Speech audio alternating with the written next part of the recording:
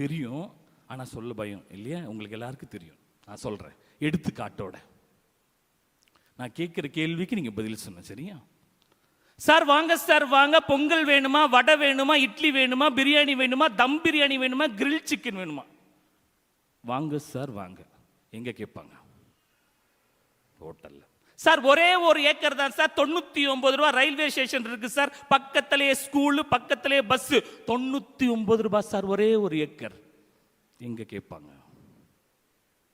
Land எல்லாம் விற்கிற இடத்துல இல்லையா?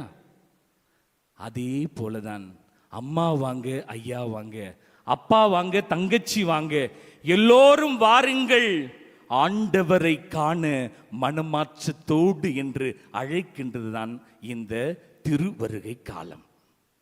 இந்த திருவருகை காலத்தை இன்னும் நன்றாக புரிந்து கொள்ள வேண்டும் என்றால் தவக்காலத்தை நாம் புரிந்து கொள்ள வேண்டும். தவக்காலம் என்றால் என்ன?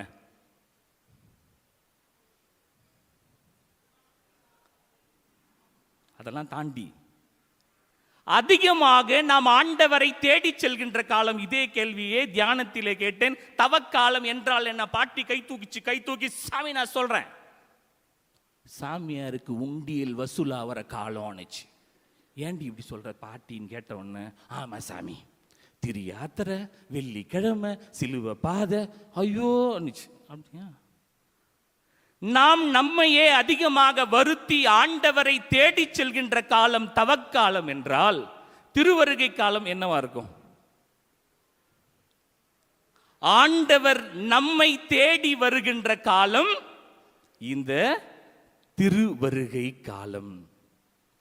புனிதம் மனிதமாகிறது. இந்த மனிதத்தை புனிதமாக்க அதுதான் இந்த காலம். அதுவும் சிறப்பாக திருவருகை காலத்தினுடைய 2வது ஞாயிறில் இருக்கின்ற நாம்